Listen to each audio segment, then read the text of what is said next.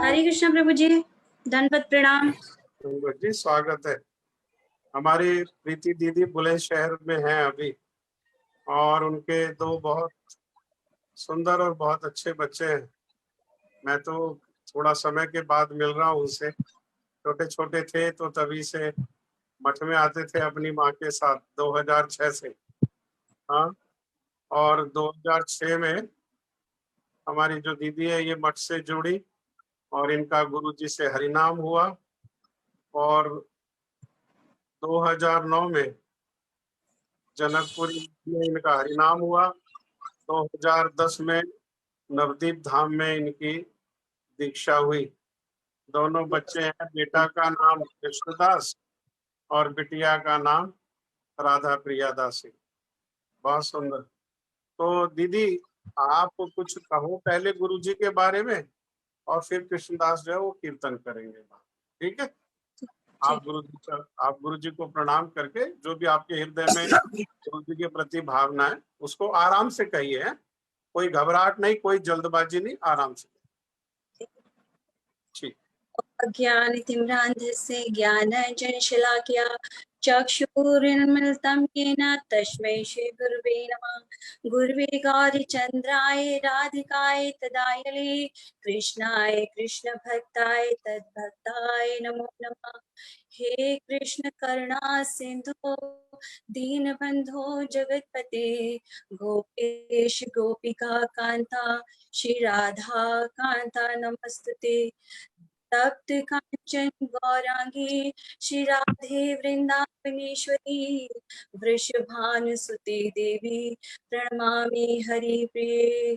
वृंदाय तुलसी देव्याय प्रियाय केशवाश्च कृष्ण भक्ति प्रदे देवी सत्यवती नमो नमः। श्री कृष्ण चैतन्य प्रभु नित्यानंदा श्री अवधूत गदाधर शिवासादि गौर भक्त वृंदा। हरे कृष्णा कृष्णा कृष्णा हरे हरे, हरे राम राम राम हरे हरे। मैं अपने गुरुदेव नित्य लीला पर विष्णु का अष्टोत्तर श्रीमद् भक्ति वेदांत श्री नारायण गोसाई महाराज जी के चरण कमलों में अनंत कोटि दंडवत ज्ञापन करती हूँ। गुरुदेव,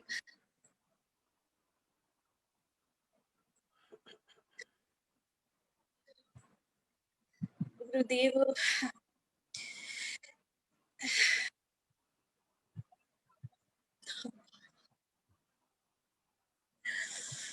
सबसे पहले तो मैं आप उन सभी वैष्णव जन के चरणों में आभार प्रकट करती हूँ जिन्होंने ये मधुर स्मृतियों के द्वारा मुझे गुरुदेव के दर्शन कराए। मेरी योग्यता नहीं, ना मेरे में बुद्धि, ना मुझ में ज्ञान कि गुरुदेव को जान सकूं, पहचान सकूं। गुरुदेव विशाल विराट है। ये मधुर स्मृतियों के द्वारा सुन सुन के क्या खोया और मैंने पाया।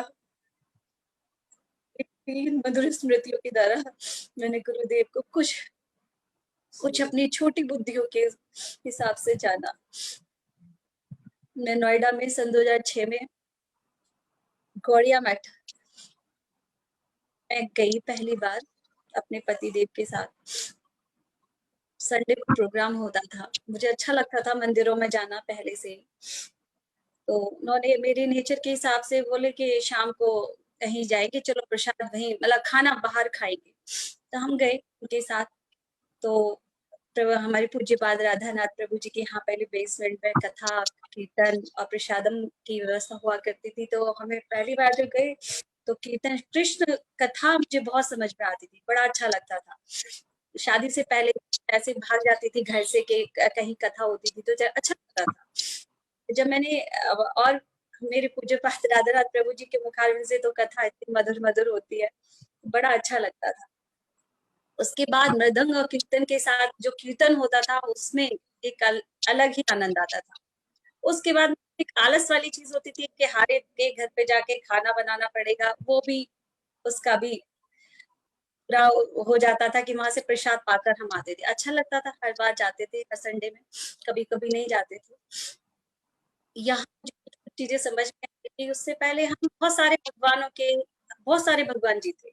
देवी मैया भी भगवान जी थे, भोलेनाथ भी थे, लक्ष्मी नारायण भी थे। ये कभी नहीं पता था सिर्फ मात्र भगवान है तो श्री कृष्ण। ये मुझे गौड़िया मठ में आके ही पता चला। बहुत जल्दी एक्सेप्ट करती भी चली गई, लेकिन एक खोज तो थी मुझे कि गुरुदेव मुझे मिले, क्योंकि ये मुझे पता चल गया था कि बिना गुरुदेव की गति नहीं। लेकिन एक एक में वही है ना कि हम बद्ध जीव हैं, चतुर भी हैं, बुद्धि हो अपना तो कुछ गणित कर ही नहीं सकते, फिर भी हम अपने आप को बहुत चतुर समझते हैं।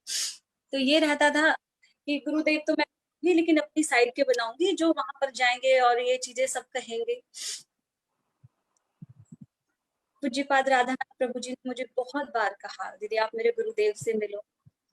बस ऐसे अनसुना सा कर देती थी कि ये तो इनके तो गुरुदेव है, बहुत बड़े सेलिब्रिटी है, ये तो इनके बहुत बड़े प्रोग्राम होते हैं तभी आते हैं, इधर हमारे बुलंदशहर या शिकारपुर साइड तो ये कभी जाएंगे नहीं। अपनी बुद्धि, छोटी सी बुद्धि का बस इस्तेमाल करते हुए अपना मतलब अनसुना सा कर देती थी। एक बार ऐसा हुआ कि मैंने गुरु धारण कर भी लिए और एक बहुत खुशी नहीं हुई, क्योंकि मुझे चैंटिंग करना, शादी से पहले मैं बहुत सारे भगवानों की मतलब हरि नाम करती थी, जैसे जैसे ओम नमः शिवाय, ओम नमः भगवते वासुदेवाय, 11 माला ये कर ली, 11 माला वो कर ली, सबको खुश करने का प्रयास करती थी। लेकिन गौड़िया जो हरे कृष्ण महामंत्र था, जो सुनती थी सबके चैंटिंग बैग के द्वारा जो चैंटिंग है, तो मुझे अच्छा लगता था और मैं भी करती थी।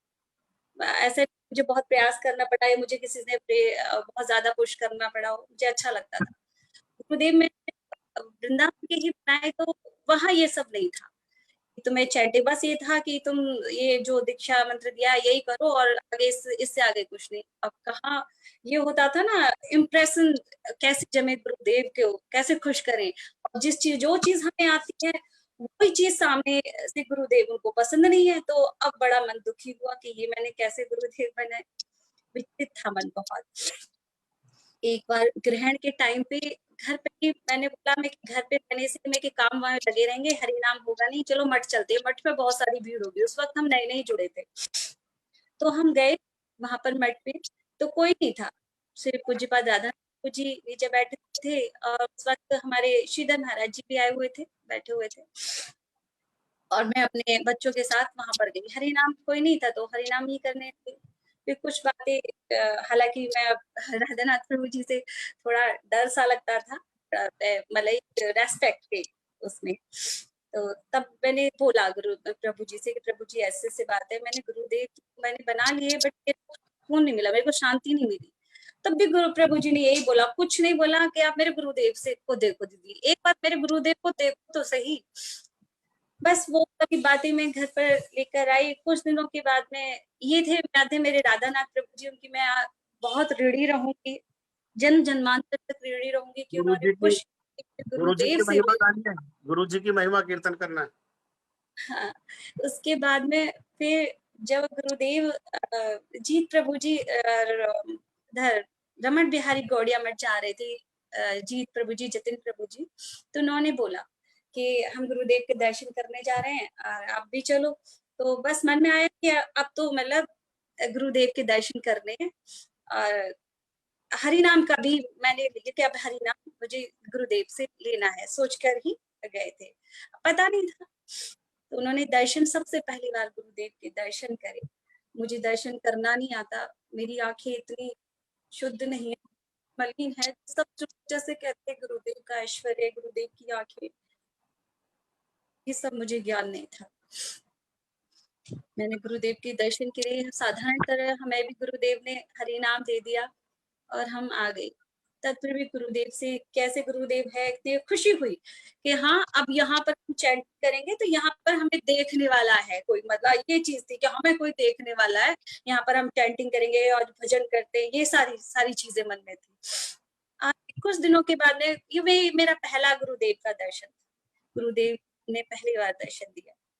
दूसरे गुरुदेव के दर्शन तब हुए जब कुछ ही दिनों के बाद में गौड़िया मठ में, रमन बिहारी गौड़िया मठ में कोई उत्सव था, और गुरुदेव व्यास गद्दी पे विराजमान थे, बहुत भीड़ थी और लाइन से सब लोग आशीर्वाद लेने जा रहे थे और मैं भी लाइन में लगी थी, डर बहुत लग रहा था। हरि नाम के टाइम पे तो नहीं मुझे इतना एहसास हुआ, लेकिन जब सेकंड टाइम मैं गुरुदेव से आशीर्वाद लेने जा रही थी तब भय था।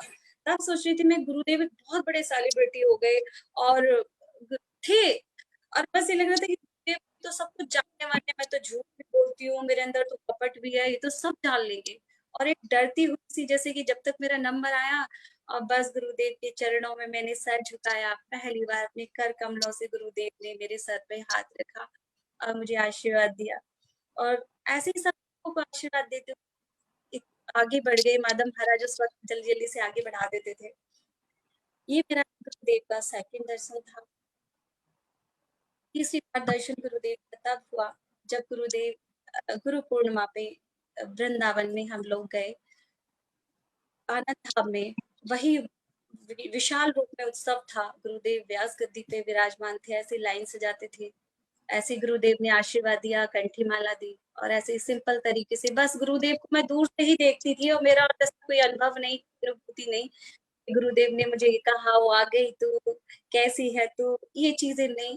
गुरुदेव बस मैं आंखों से ही दर्शन कर पाई। कुछ दिनों के बाद, 1 साल हुआ नहीं होगा, तब नवदीप पहली बार, शायद दूसरी बार गई थी, क्योंकि उससे पहले मठ से जुड़ने से पहले एक बार हम नवदीप अज्ञानतावश होकर आए थे।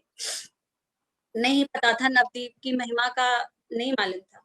तो जब हम सन 2010 में जब गए तो गुरुदेव से जी प्रभु जी ने हमें दीक्षा दिलवाई गुरुदेव से। तब गुरुदेव ने काशी के लिए नवदीप धाम में मुझे दीक्षा दी। ये था गुरुदेव का मेरा चौथा दर्शन। गिने हुए तो दर्शन ही है प्रभु जी, जितना आपके पास भंडार है, मेरे पास तो कुछ नहीं।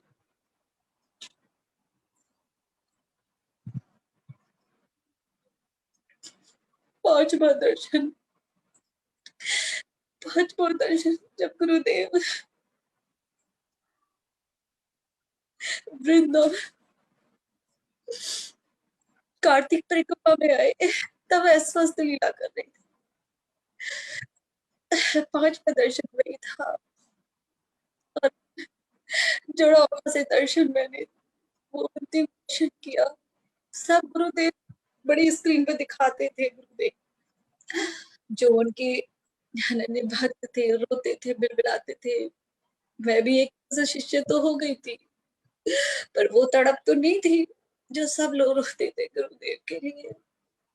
सोचती थी ये चीज जो ये रो रहे हैं, इनको ऐसी क्या चीज मिली है जो ये रो रहे हैं, मेरे को तो नहीं आता रोना। ऐसे कर तो बाहर निकले अन्नकूट वाले दिन, गुरुदेव के जब दर्शन किए, कुछ हुआ दिल में, कुछ हुआ दिल में, लेकिन वो कुछ ऐसा नहीं जो एक शिष्य के दिल में होता है, ऐसा कुछ नहीं। बस दर्शन थे लास्ट। उसके बाद में गुरुदेव जगन्नाथपुरी में जाके प्रकट लीला किए। ये तो थी मेरी गुरुदेव की प्रकट लीला के टाइम पे स्मृतियां। कोई ऐसा नहीं था कि गुरुदेव ने मुझे देखा, कहा, बैठ, कब आई, कैसे, ये मेरे साथ नहीं हो। लेकिन गुरुदेव ने उसके बाद जब हृदय स्वस्थ था, कोई गुरुदेव से नहीं हुआ। उसके बाद में भक्ति मार्ग में डगमग डगमग नैया चलती रही। गुरुदेव है, बस ये कसक हो गई कि हाँ मेरे गुरुदेव वो है। अपनी तरफ से कोई प्रयास नहीं, पर गुरुदेव पालन कर रहे हैं, मेरे हर तरीके से पालन कर रहे हैं। मैं अपनी तरफ से कोई प्रयास नहीं, वही दुष्ट प्रवृत्ति की बुद्धि। सन 2019 में गुरुदेव के प्रकट होने के बाद में मैं नवदीप सन 2019 में गई। उस बीच में मैं आ गई बुलंदशहर में और काफी हद तक तो मैंने संभाल के थोड़ा रखा। उसके बाद में थोड़ी दुष्ट हो गई, मतलब तिलक धारण करना भी मैंने 1 साल के लिए छोड़ दिया था। और बहुत वैसे ऐसे रहती थी जैसे सेल्फी खींचना, डीपी लगाना, ये सब चीज थी। और सब जो भी गुरु भाई हैं देखते भी होंगे।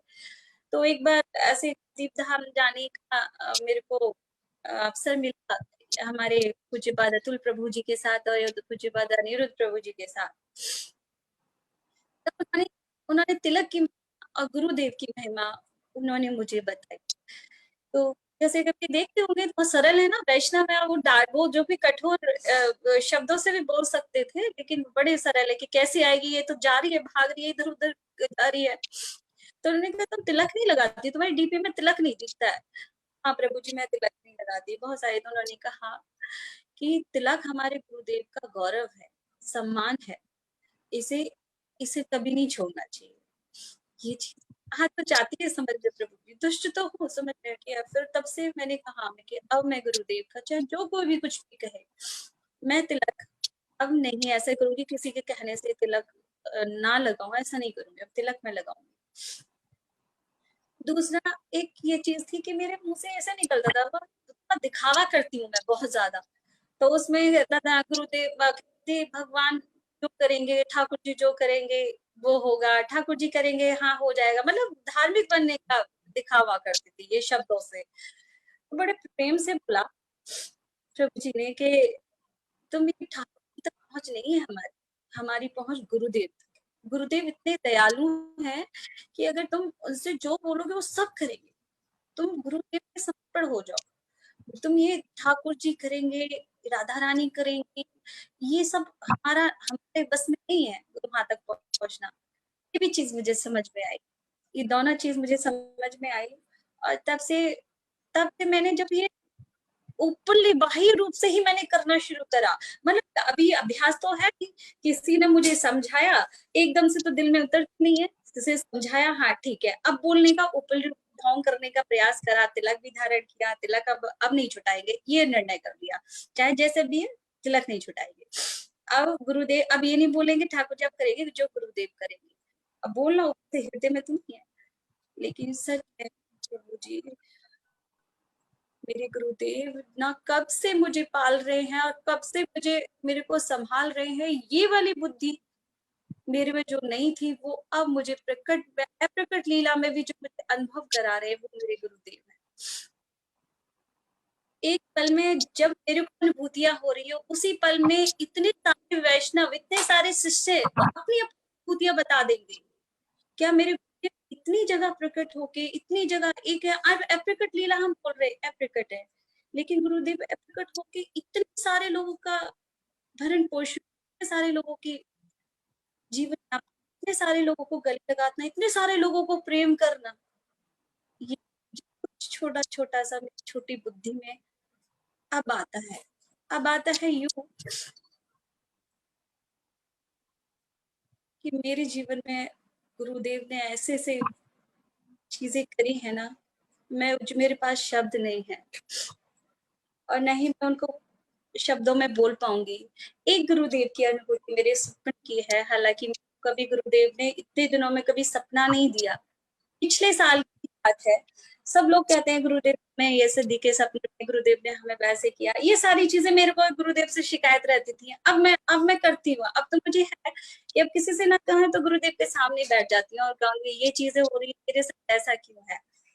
तो ऐसे ही एक सपने में ही एक मंदिर है जो बहुत प्राचीन है, होगा कम से कम 50 साल पुराना, देवालय बने हुए हैं छोटे छोटे, और देवा अपने बच्चों के साथ और माँ के साथ ही हूँ मैं। और वहां जाके देवालय में मैं कहीं किसी और देवालय में नहीं दर्शन किया मैंने, और जाके एक देवालय में वहां रुकी हूँ जिसमें गुरुदेव वहां पर है, गुरुदेव है। मैं गुरुदेव ऐसा बहुत छोटा सा उसका गेट है देवालय का, और ऐसे घुटने टेक के मैं अंदर के घुस के, मतलब इतना छोटा गेट है, सर भी बैठ के घुसा के देखना पड़ रहा है मंदिर को।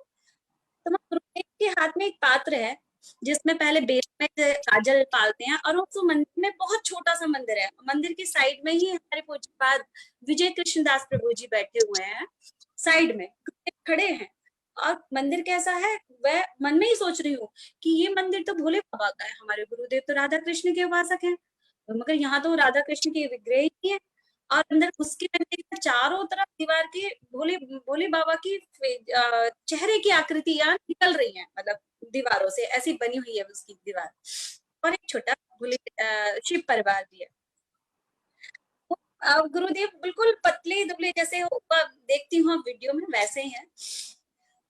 तो गुरुदेव उनकी विजय कृष्ण प्रभु जी की ना एक टीका ऑलरेडी लगा, जैसे बच्चे के नहीं लगा देते हैं यहाँ पर साइड में छोटे बच्चे के काला टीका, ऐसे लगा हुआ है और गुरुदेव दूसरा और लगाने जा रहे हैं उनकी। तो गुरुदेव लगा रहे हैं तो मैं उनका भाव क्या है कि ये श्रीमद् भागवत कथा वो पहला टीका में गुरुदेव के पहला टीका तो लगा हुआ है।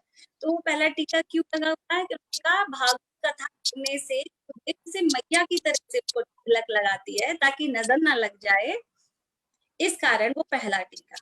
और मैं गुरुदेव अब दूसरा टीका आप लगा रहे हो, वो कह रहे वही दुष्ट बुद्धि से वहां पर भी कोई ये नहीं कि गुरुदेव मेरे को सपने में मैं मुझे कुछ और पूछना चाहिए, ऐसा कुछ नहीं। तो कह रहे कि दूसरा टीका ये कि अभी कथा करके आया है तो ना जाने किस किस की नजर लगी हुई इस कारण। तो मैंने ऐसे बोले गुरुदेव मेरे भी लगाओ ऐसे करके, तो बस गुरुदेव बोले कि तुम्हें भी लगवाना है, मैं हाँ गुरुदेव, तो ऐसे ही टिकला लगा दी बस वहां। और गुरुदेव ने फिर कुछ नहीं बोला, ऐसे उठ के चली। मैं बोली मैं कि चलो अब उठे मैं क्या और भी दर्शन करते हैं। तो विजय कृष्ण प्रभु जी ने बोला सपने में ही कि ये छठा दर्शन है, इससे आगे दर्शन नहीं है।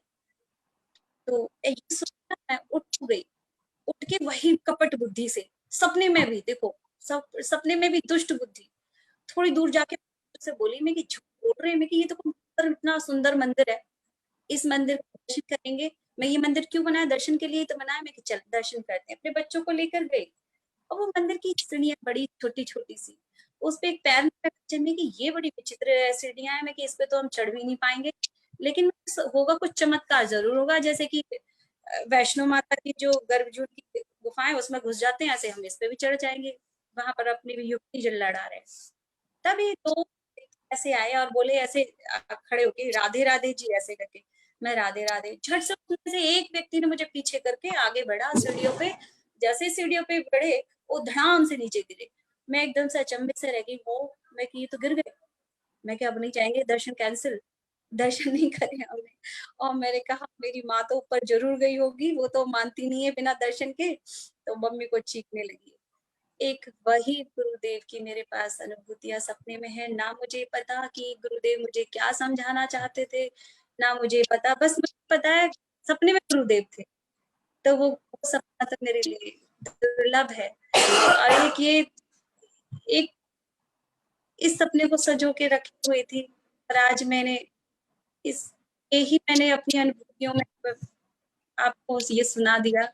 पता नहीं गुरुदेव क्या कहेंगे, कैसे करेंगे, मुझे नहीं मालूम। मुझे तो बस ये कि गुरुदेव आप सभी मुझे वैष्णव जन मुझे आशीर्वाद दें कि गुरुदेव मुझे कभी भूले ना।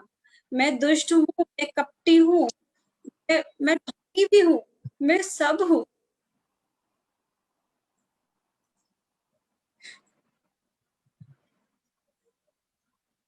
लेकिन गुरुदेव मुझे कभी ना भूले। आप सबसे मेरी यही प्रार्थना आपके चरणों में, गुरुदेव मुझे ना भूले। गुरुदेव की ये मेरी अनुभूति है, बस इतनी ही है प्रभु जी, और तो मेरा कोई ऐसा है। पिछले साल हाँ गुरुदेव का बताते हैं गुरुदेव कैसे हमारा पालन पोषण करते हैं। पिछले साल मेरे बेटे का अस्वस्थ हो गया था, उसका लिवर का था।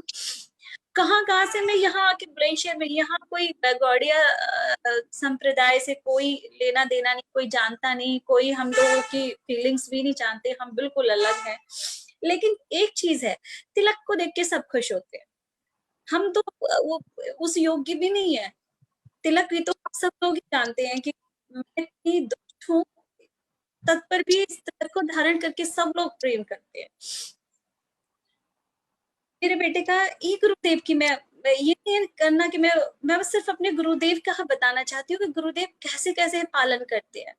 तो हॉस्पिटल में मैं इसको लेके रही थी कुछ दिन, जब इसके लिवर की कुछ प्रॉब्लम थी, बस करती जा रही थी क्योंकि बच्चा है, माँ हूँ तो छटपटाहट तो होती है। बस ये समझ में आ गया आप लोगों के माध्यम से कि जो भी सेवा है आप भगवान का समझ के करो, इतना तो मुझे समझ में आ गया। अब इसमें भी मैं अपनी कपट बुद्धि घुसा देती हूँ। तब मैं सोचती हूँ हे गुरुदेव देखो ये जो मेरे दोनों बच्चे वैष्णव ही बनेंगे वैष्णव की सेवा करेंगे, इसलिए मैं इनकी सेवा कर रही हूँ, तो एक तरह से आपके भक्त हैं। और लगता है अभी से अगर इसके प्राण चले जाएंगे तो ये तो कुछ इसने तो देखा ही नहीं, हरिनाम जाना ही नहीं। आप इसको जीवन दान दे दीजिए। ऐसे करके मैं थी यहाँ पर जो लोग भैया थी जो भी यहाँ पर हैं जो सत्संग से जुड़े हुए हैं थोड़े लोग, तो उन्होंने ऐसे बोला कि प्रीति नहीं आई सत्संग में आज, लेकिन आज वो कैसे आएगी, वो हॉस्पिटल में एडमिट है, उसका बेटा उसके साथ है। तो वही की वही मैं ये गुरुदेव के साथ जो मठ से जुड़े नहीं है, जो मेरी फीलिंग से जस्ट जुड़े हुए नहीं है, बस साधारण तरह बस मिले सत्संग में, जैसे उनके सत्संग होता है थोड़ी देर के लिए, तो लेकिन उस लड़की के लिए सब व्यवस्था करो। अभी सब लोगों ने किसी ने किसी 2,000 20,000 रुपए इकट्ठे करके रखे उन्होंने।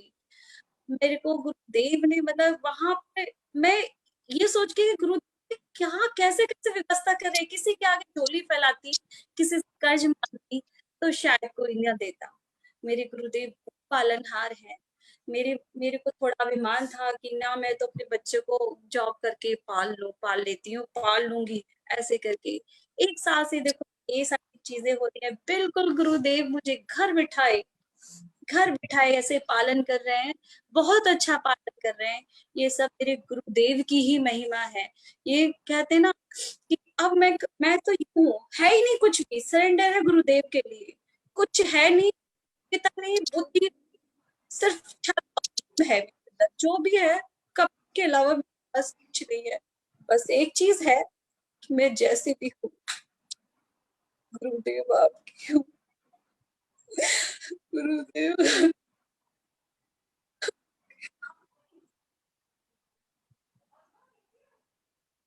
मुझसे मेरे गुरुदेव कभी ना रूठे प्रभु जी। आप गुरुदेव के बहुत करीब रहे हो, गुरुदेव को आपने जाना है, मैंने तो गुरुदेव को जाना नहीं। मेरी कोई वांछा नहीं है मुझे पालने में। मेरे गुरुदेव हर चीज देने में सक्षम है, हर चीज। तो क्या करूंगी वो चीज लेके जो ये आप सब लोग मुझे भिक्षा दो, मुझे गुरुदेव मिल जाए बस, गुरुदेव ही चाहिए। मुझे वो चीज चाहिए जो चीज आपको मिली।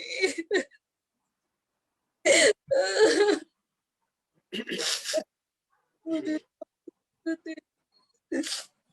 पानी है बड़ी आपका? पानी रखा हुआ? प्रभु जी पानी पी लो। दियो ना, राग रेखा जो इतना सब लोगों से सुनती गुरुदेव का इतना विराट ऐश्वर्य है, मेरी जैसी तुच्छ बुद्धि वाली कैसे जान सकती है गुरुदेव का प्रेम, गुरुदेव की दयालुता। पानी पानी पियो, थोड़ा पानी पियो, थोड़ा सा पियो पानी, P low P low.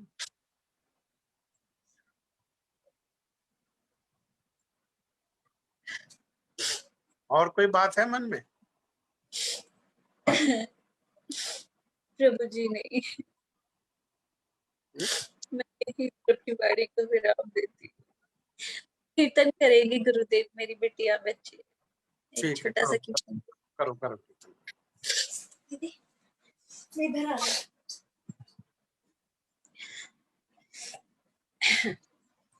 Guru Maharaj की जय। गुरुदेव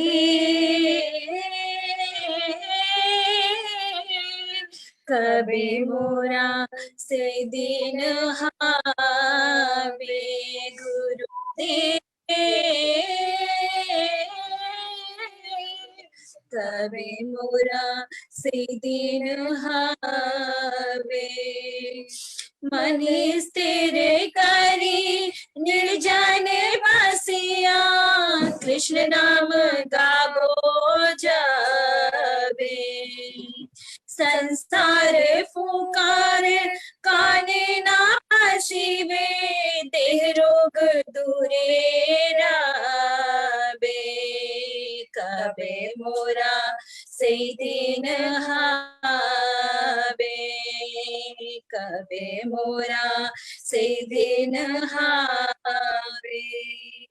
हरे कृष्णा बलि गाइते गाइते नैनन बहवे लोरा। देते पुलक उदित हाय में प्रेम ते करिवे मोरा। कबे मोरा से दिन हावे गुरुदेव। कबे मोरा से दिन हावे। गदगद वाणी मुख बाहिर वे कापी वे शरीर घम मुहुर मुहुर विवरण हईवे स्तंभित प्रलय कबे मोरा से दिन हावे गुरुदेव। कबे मोरा से दिन हावे। निष्कपट है दया का बिहावे निरंतर नाम गावो। आवेश रहिया देह यात्रा करी तोमर करुणा पावो। कबे मोरा से दिन हावे गुरुदेव। कबे मोरा से दिन हावे। जय गुरुदेवाय जय गुरुदेवाय गुरुदेवाय जय गुरुदेव। गुरुदेव गुरुदेव गुरुदेव गुरुदेव।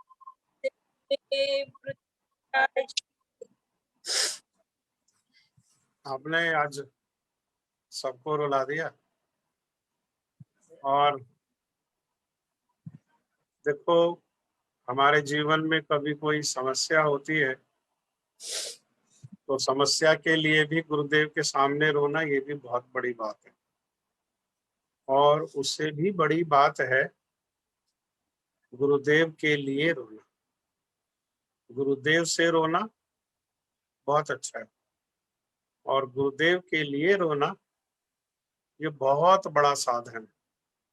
और गुरुदेव ने इस जीवन में यही आदेश है उनके कि उनके लिए रोना ही जो है, यही हमारे जीवन का साधन है।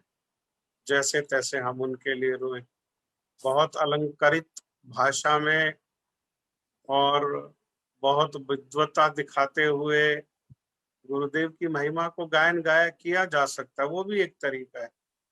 लेकिन उस विद्वता के साथ और अलंकृत भाषा के साथ और बड़े बड़े शब्दों को लेकर के जो मुख से 2 घंटे में कहा जाएगा, अगर गुरुदेव के लिए एक आंसू गिरेगा तो वो एक आंसू की महिमा वो 2 घंटे की जो कथा है उससे कहीं अधिक। हाँ, तो ये बहुत सुंदर, बहुत श्रेष्ठ स्थिति होती है जब हम गुरुदेव के चरणों में अपने आंसुओं से अपनी शब्दांजलि, अपनी पुष्पांजलि, गुरुदेव की महिमा को और उनकी ममता को और उनके द्वारा दिए गए स्नेह को हम इस प्रकार से जब समर्पित करते हैं, ये बहुत सुंदर स्थिति है, बहुत उन्नत ये स्थिति होती है ना। और जैसा भक्तों ने अधिक को कृपा करी, गुरुदेव स्वप्न में आकर के आपको उस संबंध को और ये बात को कि मैं तुम्हारे साथ हर क्षण हूँ, जो गुरुदेव ने कहा मैं तुम्हारी सांस से भी ज्यादा निकट हूँ, उसका अनुभव आपको करा रहे हैं। अपने शिष्यों के माध्यम से आपकी रक्षा कर रहे हैं। माथा में तिलक लगाने के लिए गुरुदेव ही अपने शिष्यों के मुख से बोल रहे हैं। हाँ, और फिर तिलक लगा रहे हो आप, तो देख रहे हो कि तिलक भी कितना प्रचार कर रहा है। तिलक भी दूसरों की, जो लोग दर्शन कर रहे हैं उनकी आंखों के माध्यम से उनके हृदय में प्रवेश कर रहा है, और सबके हृदय में भगवान है। और वहां से फिर वे प्रेरणा दे रहे हैं कि आपको किसी भी प्रकार का जो अभाव होने पर वास्तव में वो गुरुदेव की कृपा ही है जो आपको रक्षा कर रही है और वो आपको पालन कर रही है। बहुत सुंदर। बहुत बहुत धन्यवाद दीदी आपका, और आपकी बिटिया का और बेटे का भी बहुत बहुत धन्यवाद। बहुत सुंदर बोला आपने, है ना? ठीक है। हरे कृष्ण। हरे कृष्ण।